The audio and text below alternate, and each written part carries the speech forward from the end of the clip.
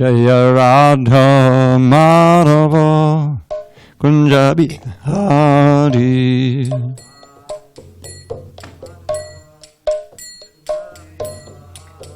Jaya Radha Madhava Kunja Bihari.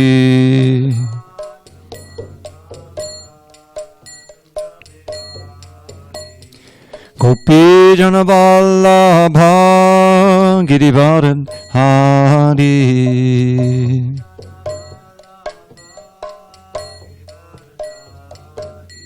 Gopi Jana Vallabha Girivardhan Hari.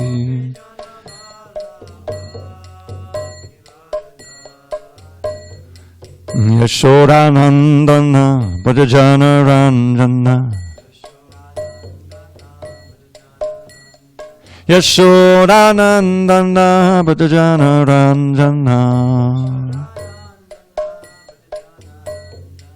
Yamunatira Vanachari. Yamunatira Vanachari. Jaya Radha Madhava Kunja Bihari.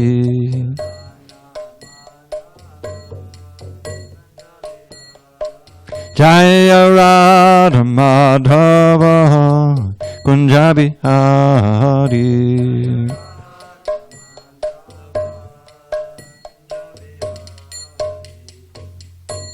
Jaya Mr. Bad Paramahansa Dravida Dasa Ashto to the Shishimad Divine Grace Srila A.C. Bhaktivedanta Swami Prabhupada Ki Jai. ISKCON BBT Founder Acharya Srila Prabhupada Ki Jai. Jai Om Vishnupad Paramahansa Dravida Acharya Ashto to the Shishimad Divine Grace Srila Bhakti Siddhanta Saraswati Thakur Ki Jai. Ananda Koti Vaishnavinda Ki Jai. Namacharya Srila Haridas Thakur Ki Jai. Srimad Bhagavad Gita Ki Jai. Samaveda Bhaktivinoda Ki Jai. All glories to the assembled devotees. All glories to the assembled devotees. All glories to the assembled devotees. All glory to Shri Guru and Gauranga. Hare Krishna. Okay. Om Namo Bhagavate Vasudevaya. Om Namo Bhagavate Vasudevaya. Alex, look. Om Namo Bhagavate Vasudevaya. Okay. On this 13th day of July 2020 in SanDiego, we're reading from Srimad Bhagavad Gita as it is, translation and commentary by His Divine Grace A.C. Bhaktivedanta Swami Prabhupada. We are in chapter 16, the divine and demoniac natures. Text 16 at the bottom of page 629. I'm hoping Suresh will show up even late. Was he around today at all? Okay, maybe he's not going to be. Okay, text 16.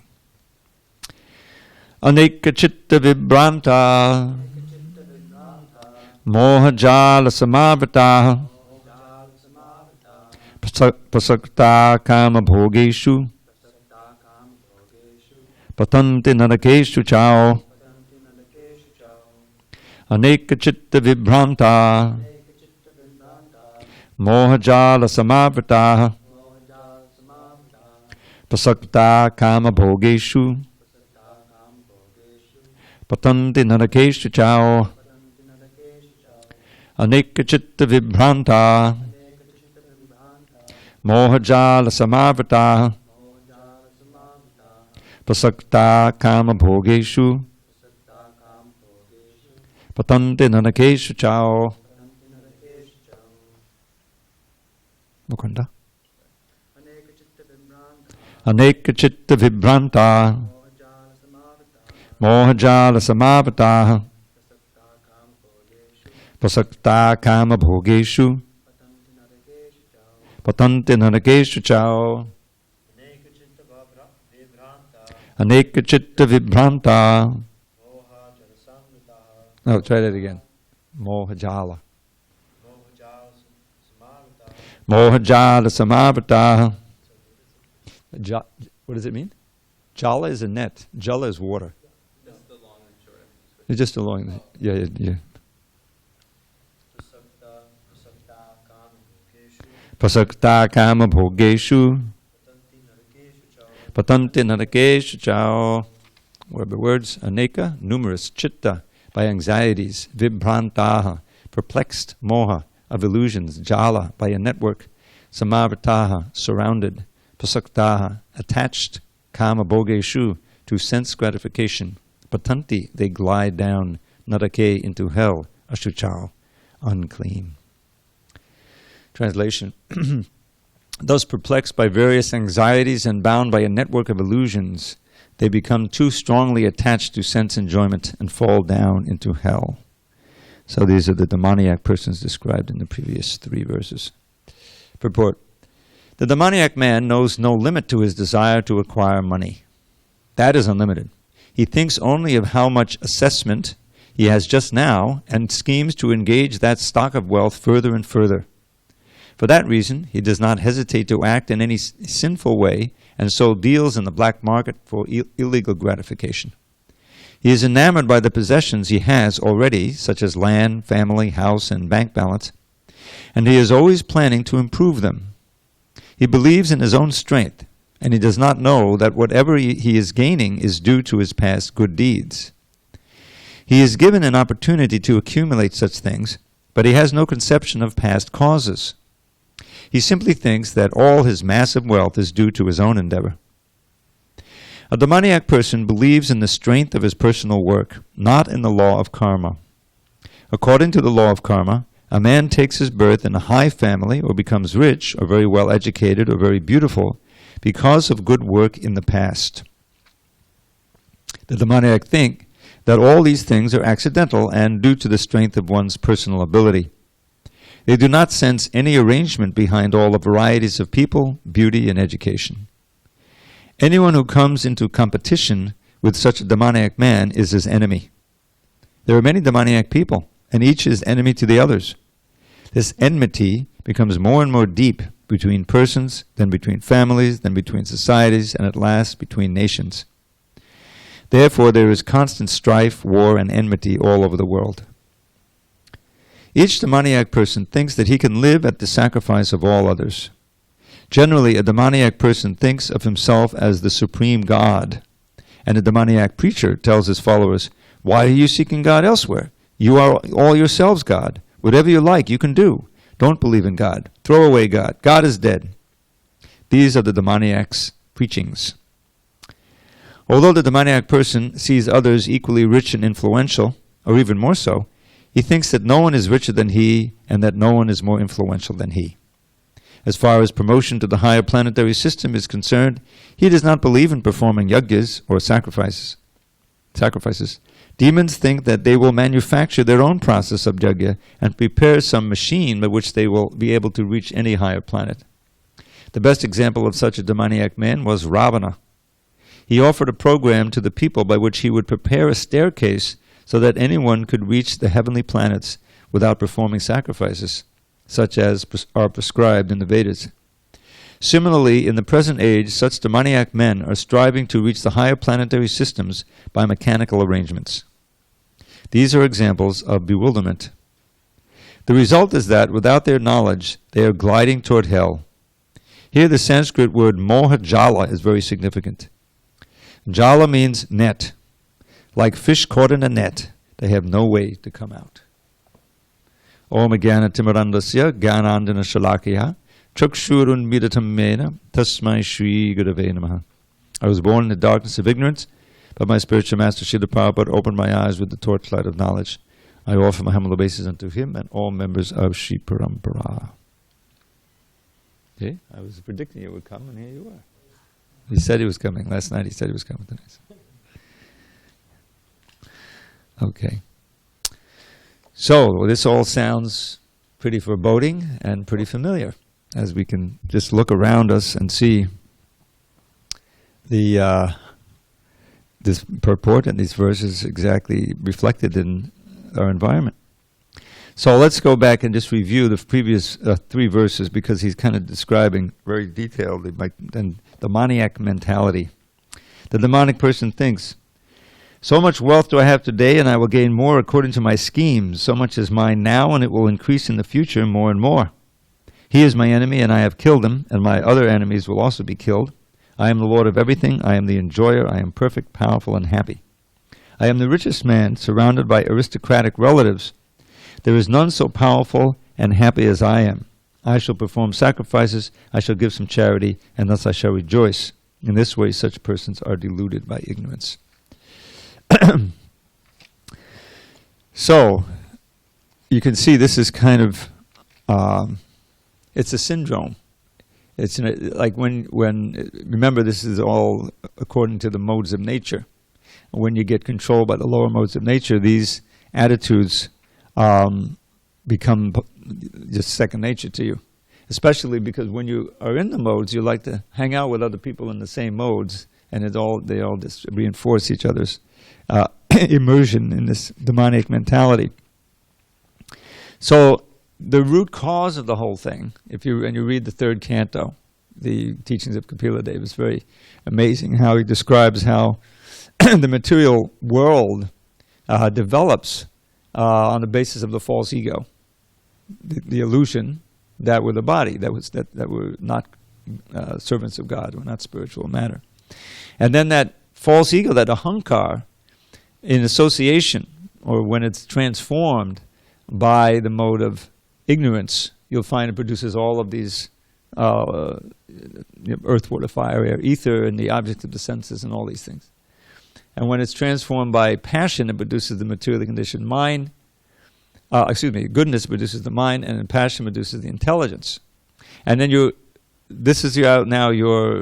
everything is built up. When you analyze our life, our being, as Krishna does even in the 3rd chapter, we've got the soul, and then we've got the body. The body is composed of senses. Then you've got the subtle body, the mind and intelligence. And this is actually our field of work. So when we've completely forgotten our relationship with Krishna, then it becomes we're simply victimized by the illusory energy into trying to enjoy this, trying to avoid that, making alliances here so that we can kill this group over here, and this is history. You can just see the history. And at a certain point, some group, their fortunes may rise, and suddenly they're being very prosperous, and they want to hold on to that or increase it, and so there's constant strife, as Prabhupada says, individually, and between families, societies, and the nations like that. And it's all on this complete illusion that you can somehow hold on to this, In other words, there's this vast illusion that material, productions, whether it's some big city you're building or some bank account you're accumulating, whatever, is your permanent asset. But they're obviously ephemeral. They're all attached to this one body. We've got people now who are billionaires, 100 billionaires. It's insane. I mean, it's a perfect example of what you see here. It's never enough. What was that? There's a title of a book came out of it, Never Enough, but Always Too Much, or something like that. This is what he's describing here.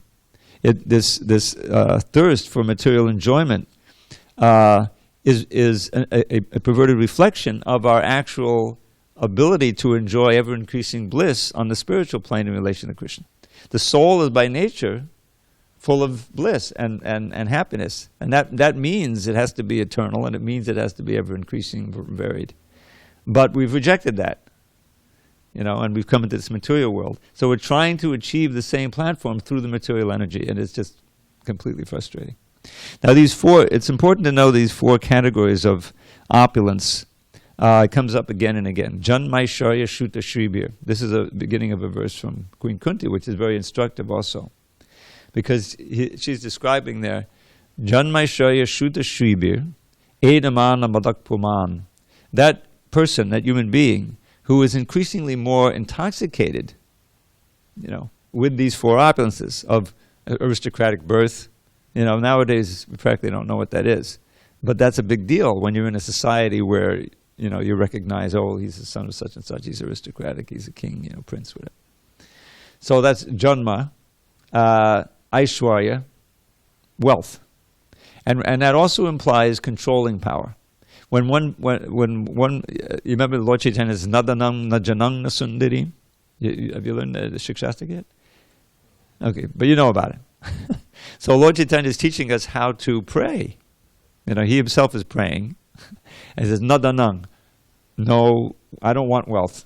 In other words, he's praying to Krishna. First he lists what he doesn't want. Nadanam, najanam. Jana means followers. I never in my life had the desire to have any followers. But it can be a big deal if you're kind of a kshatriya. You want to have an army, you want to have people bowing down to you, So that's jana. And sundarim, beautiful wife, whatever like that. So here, that is a big part of opulence, is money itself. So good birth and wealth and controlling power. Shuta is education, is knowledge. Knowledge is power, they say, That's a big opulence. And finally, of course, Shribir, that's beauty itself, bodily beauty.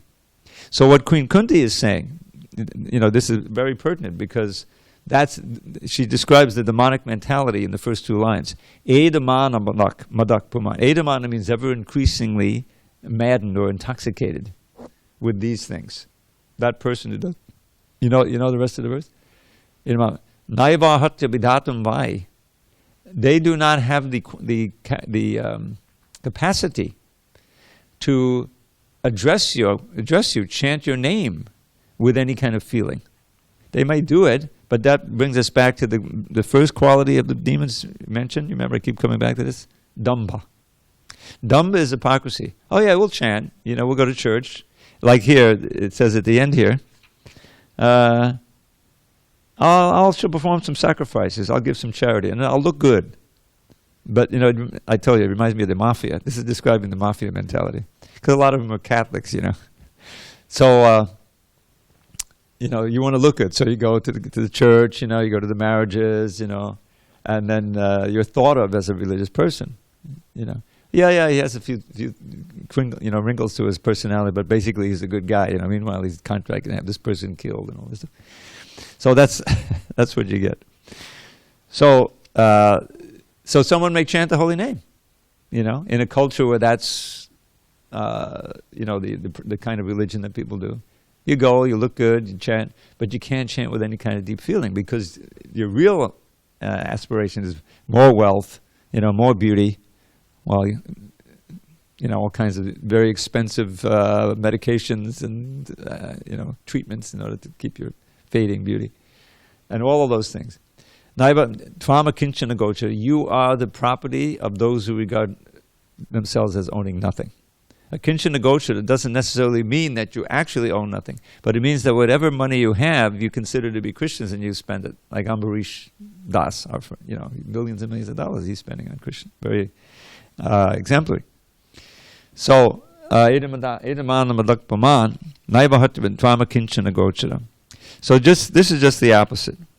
Now, aneka chitta vibranta, numerous anxieties. This comes up again and again. The more that you want, the less peaceful you can be. It's that's in the second chapter. It's a lot about peace, how to attain peace. And when you boil it all down, it comes. And Krishna boils it down at the end of the chapter. Vihaya kama niksavhan pumam chadati nikspraha nirmamo nadahankara sashantim adigachati. Shanti is peace. So the vihaya kama niksa, to give up all of these selfish desires, whether it's on the gross or subtle platform, whatever you may have. And vihaya kama pumam chadati nikspraha, and live free from desires. And then the concomitant. To really think nothing is mine, everything belongs to Krishna. And nirahanka, no false ego, understanding I am who you really are, a spiritual soul and a servant of Krishna. Sashanti mandigachi, that's the person who gets real peace. So that peace, when you think about it, it's worth more than all the money. Because what are you really looking for? Someone wants to be peaceful and happy. you know. Now, that's not so easy to attain, especially it's impossible to attain on the material platform. So there's all kinds of, I'm not peaceful, I'm in anxiety all the time, okay, take this pill, you know, and there's a multi-billion-dollar industry for that. But that's artificial, you know. And for all these pills and all of these artificial means of attaining peace and happiness, there's a reaction that's worse than the disease, you know. You take the pills, you get, you know, peaceful for a while, but then you get somehow they produce thoughts of suicide, you know. That's its effect. So there's always something plus whatever it does to your body. So, but the prescription of Krishna is natural, you know. They're actually peaceful. Then you minimize your material desires, and you maximize, because we have desires. We want to do things. We want to enjoy. You learn how to enjoy through Krishna's enjoyment by the process of bhakti yoga, and then you find these desires is fading away. They become less and less significant. They don't bother you anymore. What to speak of indulging them? You don't even have them anymore. So then you can actually be peaceful. And the demons are anything but peaceful, because they're always, you know, as it says, aneka chitta vibranta, perplexed by so many anxieties. What do I've got this now, but I got it in an illegal way, you know, and this guy knows it. Now I got to worry about him telling the cops. So I got to either buy him off or terrorize him, right? And usually after some career, you've got a whole bunch of people you got to worry about, and it's just one thing after another. Whereas the devotee, simple devotee, you know, look like this description of the sadhu. Tatikshava karunika suridak sarvade ajata shatravak shanta. He has no enemy, therefore he can be very peaceful. You know, if people see him, everyone sees him as a friend or as a neutral person, then, you know. So the Prabhupada is describing our present-day society. This society is built on, you know, this capitalist society is built on accumulation of wealth, you know, building up industry, and then, as we know now, you know, it's obvious, you have so many costs that you push onto society as a whole. This whole climate change thing and the ecology, you know, all the plastic in the Pacific Ocean. What is that? Well, that means that it's worth money to build, to make all of these plastic bags and everything else like that, you know, out of oil, you know. And we made a lot of money, but then what happens to it? You know, it goes into the ocean, creates havoc in society.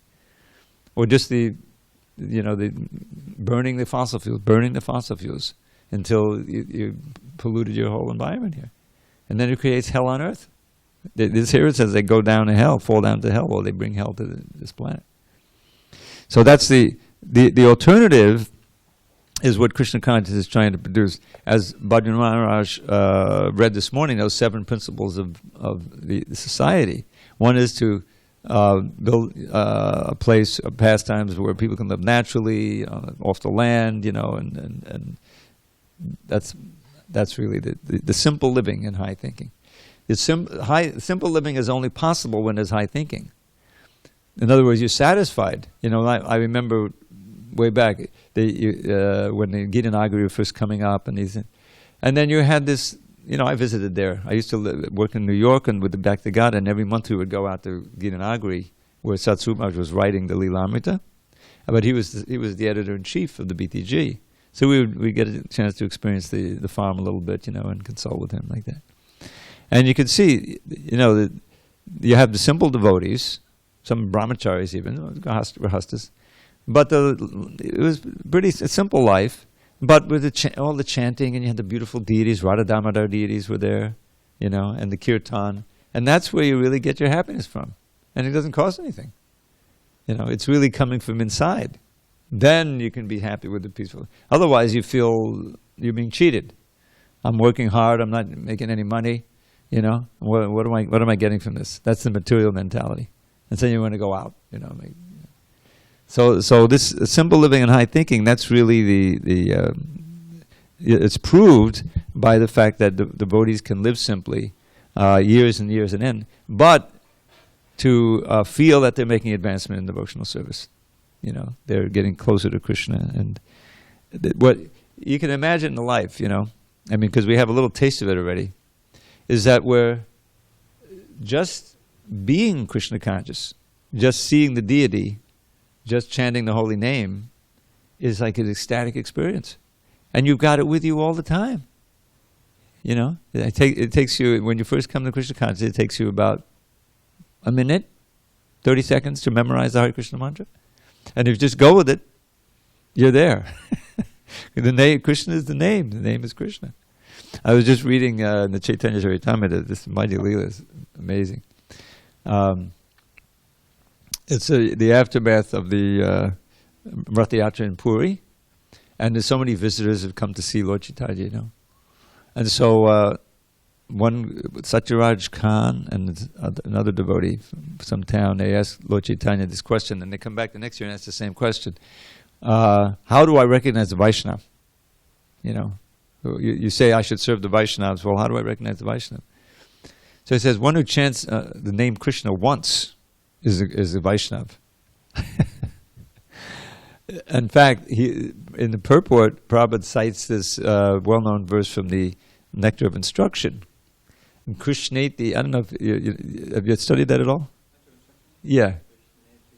Manasadhyeta dikshati pradajis chabajantamisham shushushaya bhajana vigyamananya manya nindari sunyavidamipsitala. I really know those because when the book came out, I had just moved to New York. I was there for about a year and a half on the 55th Street Temple. And right after the Bhagavatam class, every morning, we would chant the first 7 verses, you know. And that was one of them.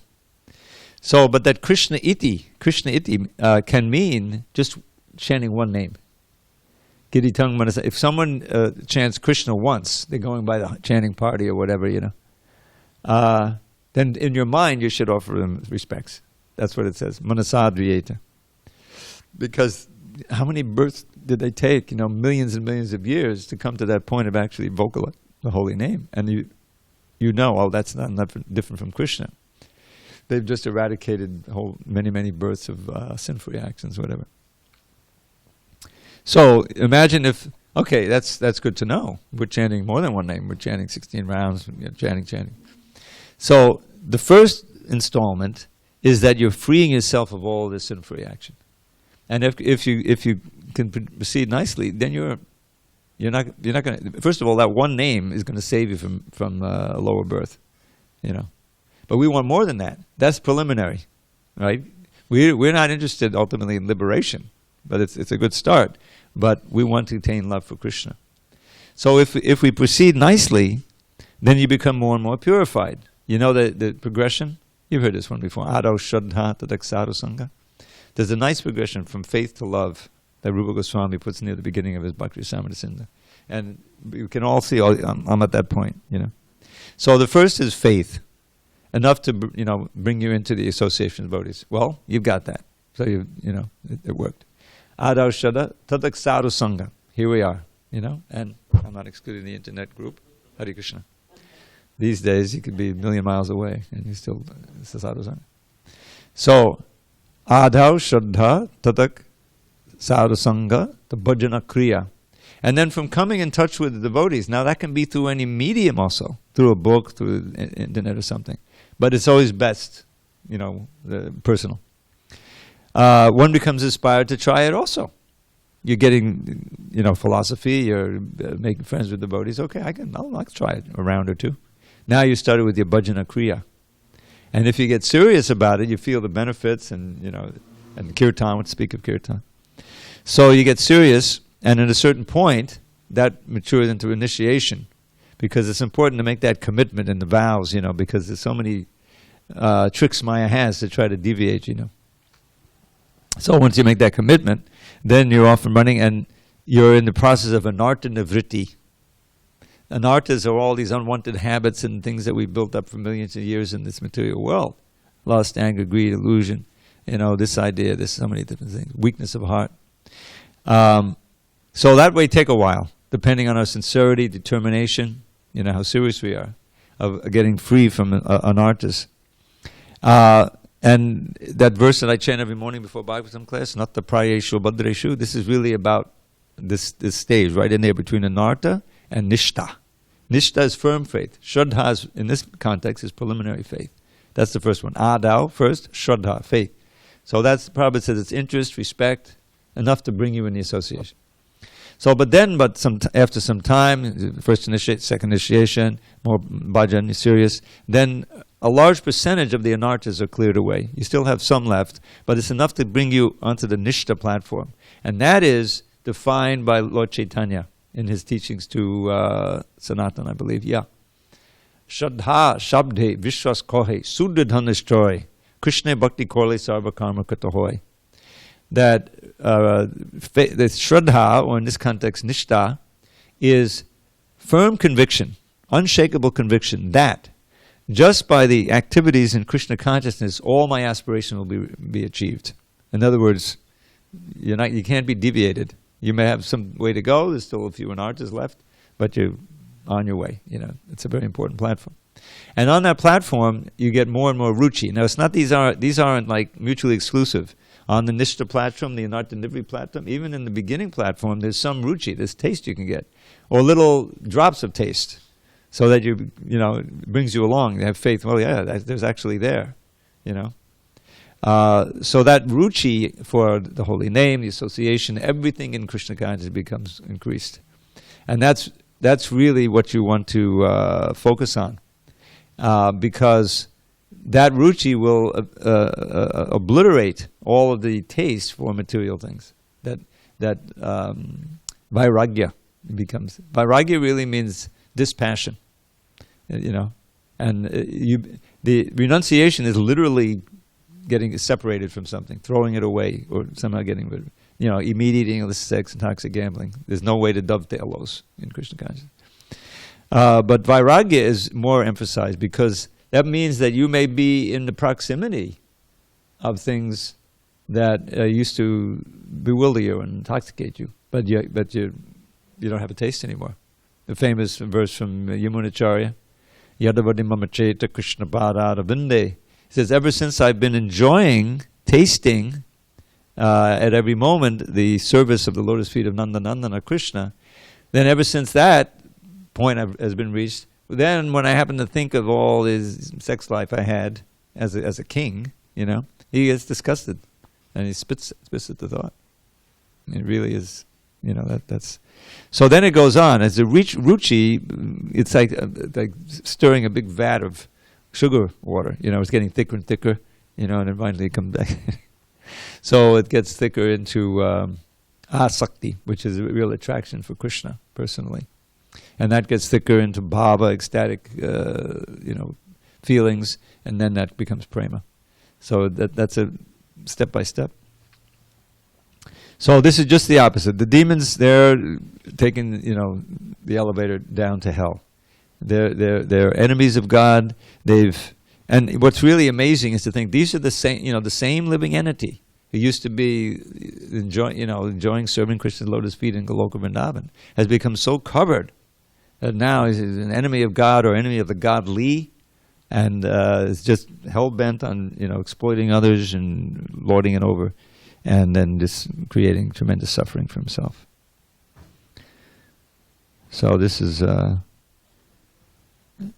not believe in performing sacrifice. I got to, every day I keep track of the news. They're trying to go to Mars.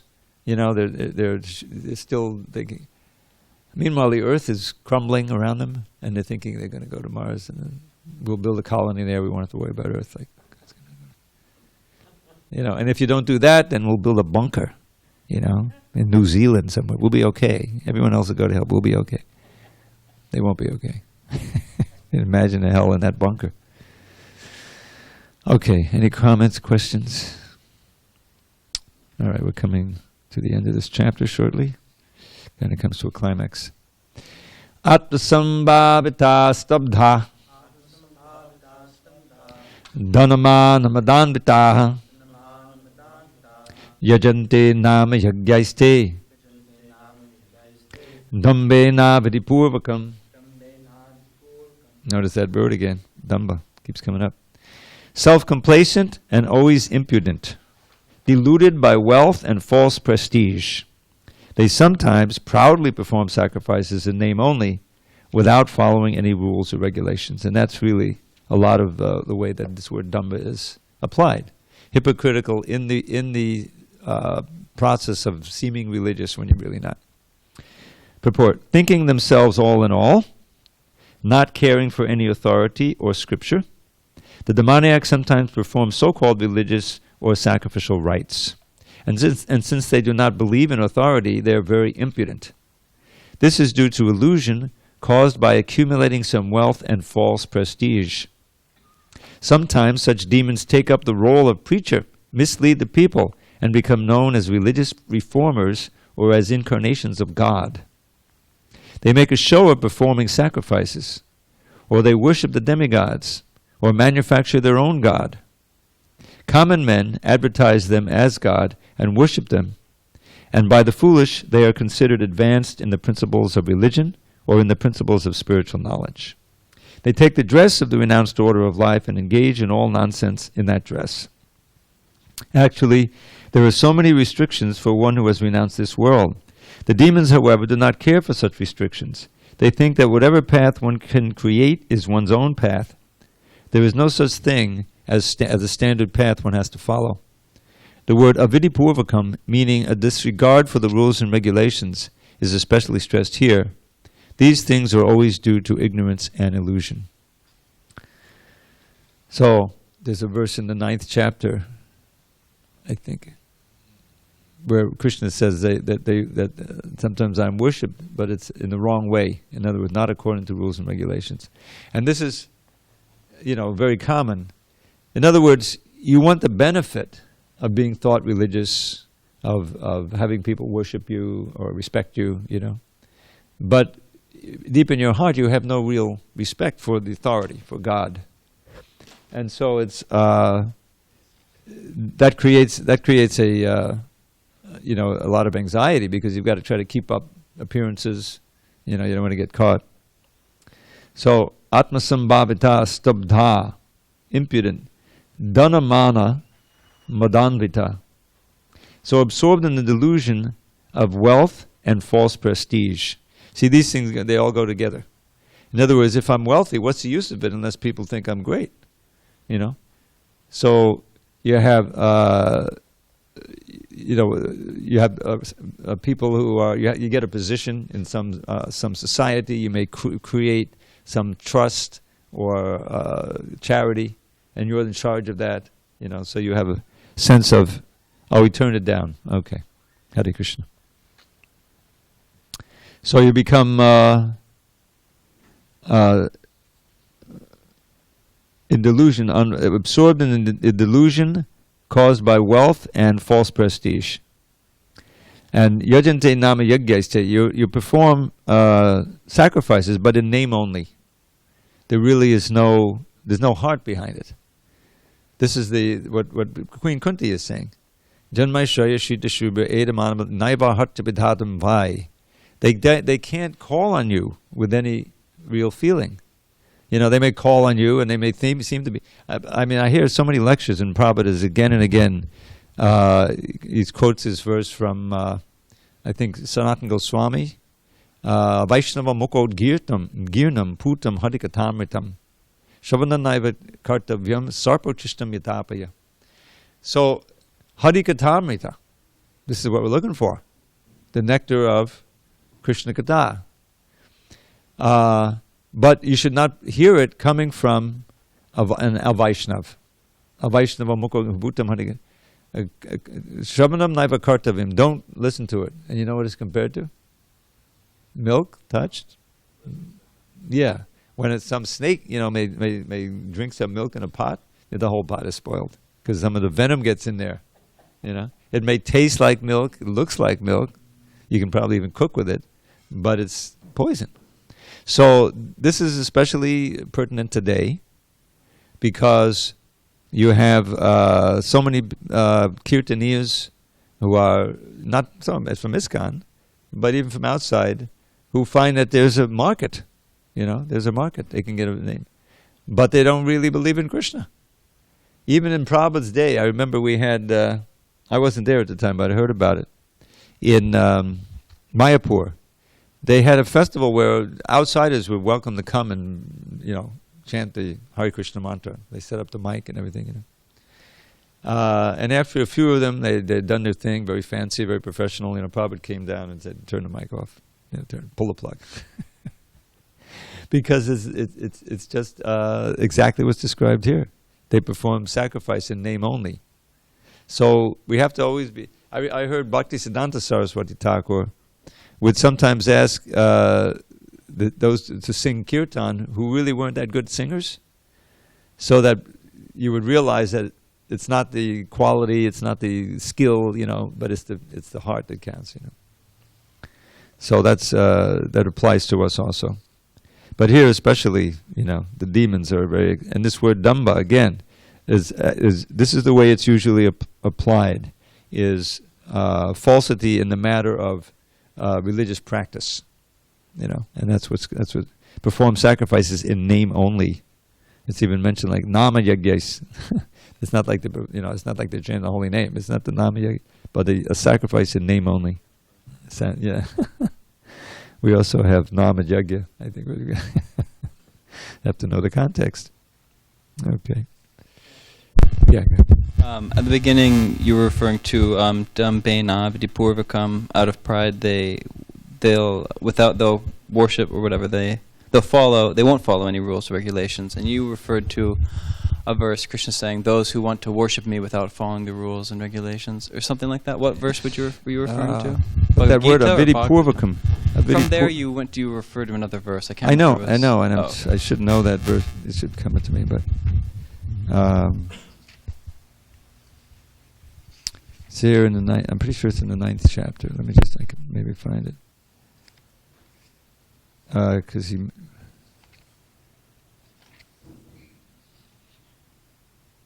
yeah. Here it is. Text 23, 923. The very phrases there are vidipurvakam. Yepyanya devata bhakta yajante shadayanvita tepimam eva konteya yajanta vidipurvakam. He's talking about worshipping the devas rather than him. Yeah. In a wrong way. Without the vidhi. See, how do we counteract? Because in the 2nd chapter, it's really great, because he gives so much important instructions on the soul. Then there's a description of the soul is fixed in consciousness. And then he says, well, here's how you don't get fixed in consciousness. What is it? Jayato vishayan pungsa. You remember that? That's a really important tool. The process of degradation. Meditating on the objects of the senses, and then getting attached to them, and letting that grow until it's kama, and a kama krodabhavas Dhyayato vishayan pungsa sangasteshu badayate sangat sanjayate kama. Now that line is pulled out often.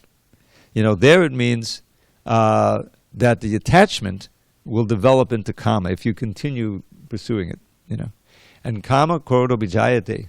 Then when the strong desire is frustrated, is that it must be, because it, as he says in the 3rd chapter, next chapter, it's ever increasing, burns like fire, and you can't fulfill all your desires. So krodha vijaya, krodha bhavati sammohan. If you let anger get a hold of you, you become completely bewildered. You'll do things that you wouldn't ordinarily do, and later regret maybe for the rest of your life. Krodha bhavati sammohat smriti vibhrama. And in that bewildered state, you lose your memory. You forget. And smriti brangshad buddhi nasha. And that destroys your intelligence. You're down. You're finished. So how to avoid that? Then the next, the reason I'm bringing it up, because this word vidhi comes in.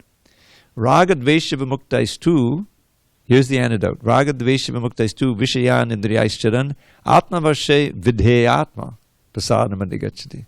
The opposite of Vidipurvakam is Vidheyatma, is being following all the rules and regulations. So here he's describing one who's probably the immortal phrase, the regulative principles of freedom. Because regulation means a restriction. But on one side you're being restricted, but you're freeing the soul from the thrall of Maya. So Raga Dvesha Vimuktais too, Vishayan Indriyais Charan, even as the senses are being exposed to the object of the senses. Vishayan, those are the objects, and Indriyais Charan, they're moving. But raga dvesha, you're free of both raga and dvesha. It's always a two-sided. Desire and abhorrence. You're equipoise. Vishya, atma vashya, self-controlled. How? Videyatma, by following the regular principles of freedom.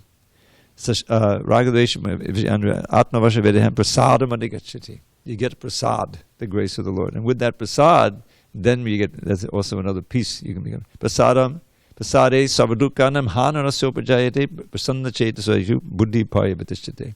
And here's back to describing what he began with how the consciousness can be fixed.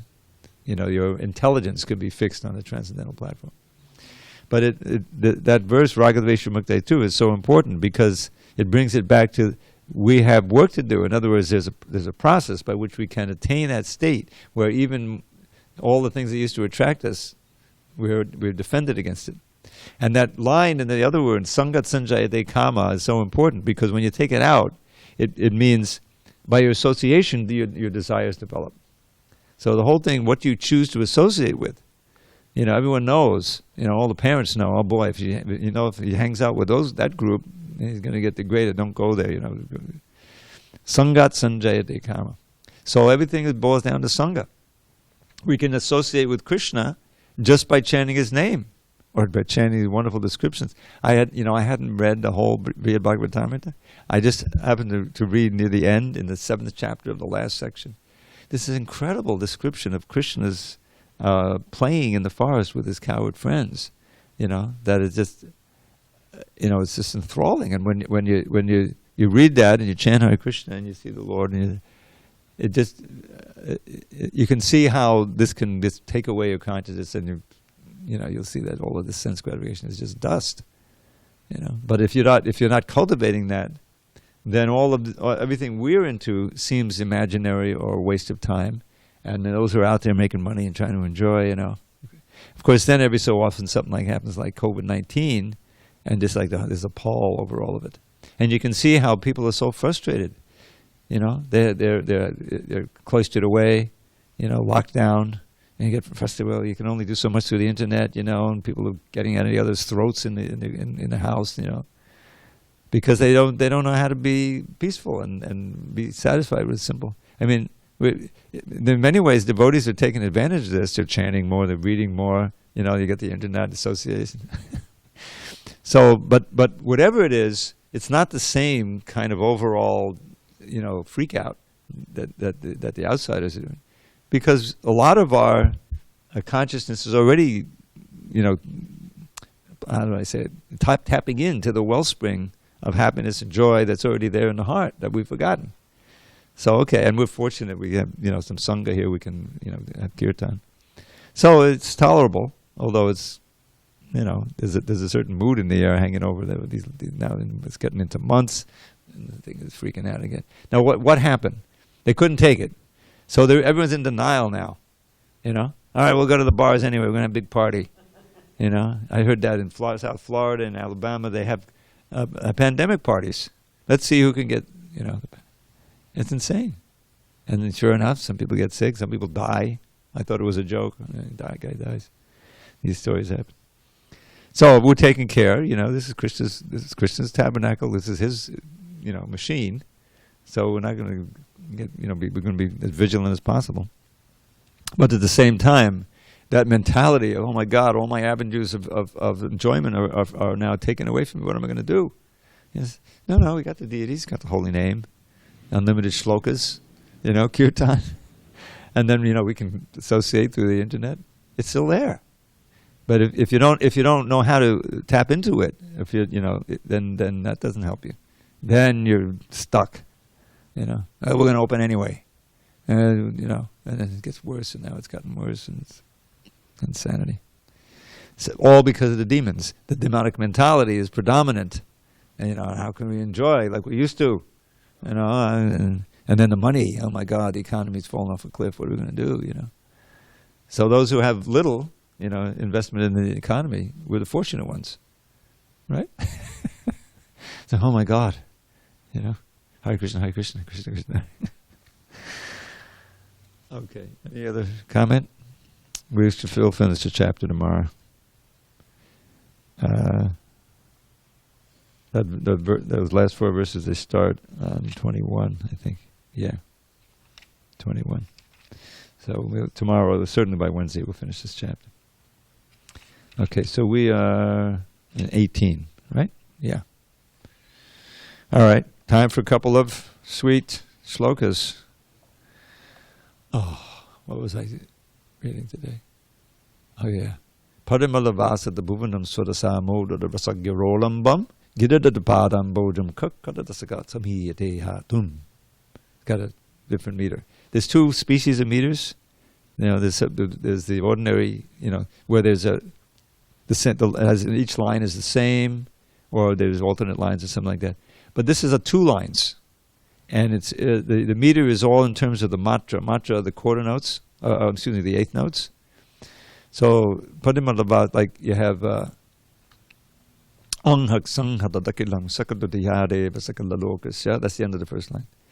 Tadaniti Batamila Jaladin Jayjitakan Mangalang Hare Nama. Now you can't find, it's like meters, it's like measures, So this other verse, Parimalavasa the Bhuvanam Sodasamoda Rasag Giridhari Parambojam. The fragrance of Giridhari's lotus feet is perfuming the whole world. Parimalavasa the Bhuvanam, this whole world is going to. And those be like rasikas, those devotees who relish the fragrance of Krishna's lotus feet, they're getting constant pleasure from that. Where is that rasika who can give up that fragrance? This verse, this is from the Lilamrita, Govinda Lilamrita. So, here's one. Uradi kutamodadi databangam, navadadadakidanoda sadangam. Yuvati vidayadata madanatadangam panamatiham tatapikatadangam.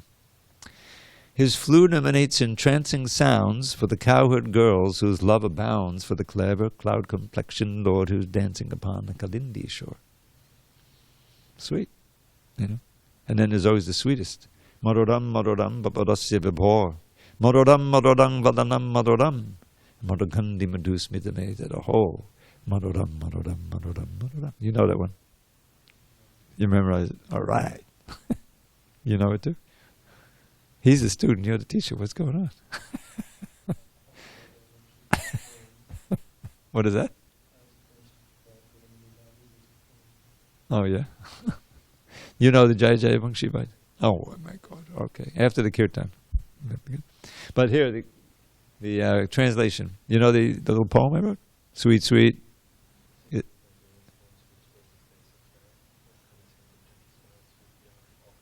Not all compare, just sweet beyond compare. Well, that's a great way to end the class. Thank you. All glories to Srila Prabhupada.